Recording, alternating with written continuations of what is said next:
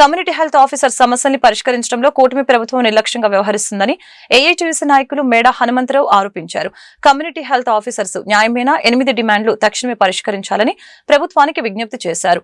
ఆయుష్మాన్ భారత్ నిబంధనల ప్రకారం 6 సంవత్సరాలు పూర్తి చేసుకున్న సిహెచ్ఓలను రెగ్యులర్ చేయాలని కోరుతూ గుంటూరు జిల్లా కలెక్టరేట్ ఎదుట కమ్యూనిటీ హెల్త్ ఆఫీసర్స్ చేపట్టిన నిరవధిక సమ్మె మంగళవారం నాటికి 16వ రోజుకు చేరుకుంది. ఈ సందర్భంగా మేడ హనుమంతరావు మీడియాతో మాట్లాడారు.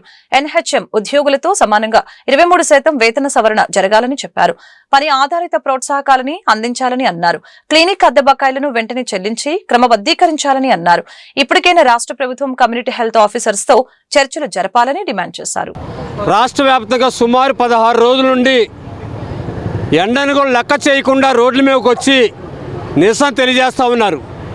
వాళ్ళు న్యాయమైన డిమాండ్లు ఏదైతే ఉన్నాయో కమ్యూనిటీ హెల్త్ ఆఫీసర్స్ని రెగ్యులర్ చేయాలని చెప్పేసి గతంలో పిఎఫ్ రికవరీ చేసి ఇప్పుడు పిఎఫ్ని రికవరీ చేయడం ఆపేశారు.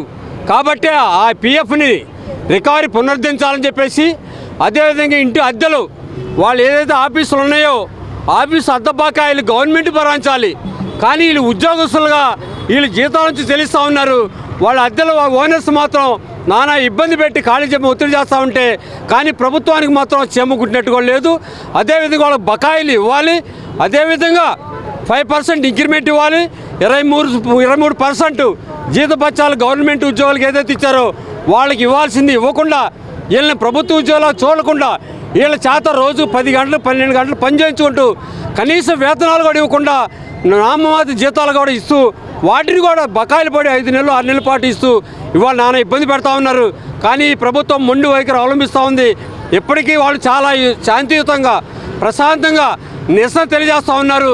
కానీ ఈ మొండి ప్రభుత్వం వీళ్ళ సమస్య పరిష్కారం చేయకపోతే ఎన్ని రోజులైనా సరే సమస్య పరిష్కారం వరకు రోడ్ల మీదకి వచ్చి పోరాటం చేస్తారు, మరీ ఉధృతం చేస్తారు. గత 16 రోజులుగా ఇక్కడ సమ్మెలో కూర్చొని ఉన్నాము. గర్భవతులు ఉన్నారు, ఇక్కడ బాలింతలు ఉన్నారు, ఆడవాళ్ళు ముఖ్యంగా రోడ్డు మీదకి వచ్చి కూర్చొని ఉన్నారు.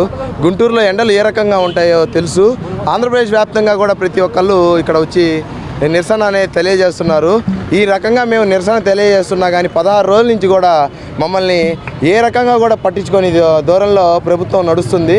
దీనిలో భాగంగా మాకు రావాల్సినవి అడిగితే ఏదో మాకు ఎప్పుడైనా వచ్చేవే ఇన్సెంటివ్ అనేవి అవి ఒక్కసారిగా అట్లా ఆశ చూపించి మిమ్మల్ని వెళ్ళిపోండి అన్న ధోరణితో గవర్నమెంట్ ముందుకు తెస్తున్నారు.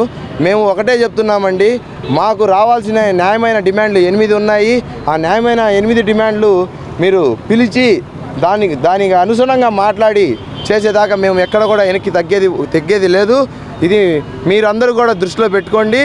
మా సమస్యలు అనేవి న్యాయమైనవి, మీరు పిలిచి మాతో మాట్లాడండి అని మేము పిలుస్తున్నా కానీ ఎవరు ఏ గవర్నమెంట్ కూడా మమ్మల్ని పిలిచి మాట్లాడే ప్రయత్నం చేయట్లేదు. ఆడవాళ్ళు చాలా ఇబ్బందులు పడుతున్నారండి రోడ్ల మీదకి వచ్చి. దయచేసి ఒకటి గుర్తుపెట్టుకోండి. నిన్న కూడా చర్చలు కొన్ని జరిగినాయి. చర్చల్లో కూడా సానుకూలంగా ఏది మాట్లాడలేదు. దయచేసి మా అంతుగా మేము విలేజ్లో చేస్తున్న ప్రతి ఒక్క కార్యక్రమం వల్ల ఈరోజు ఆంధ్రప్రదేశ్ వ్యాప్తంగా చాలా సక్సెస్ అయ్యాము.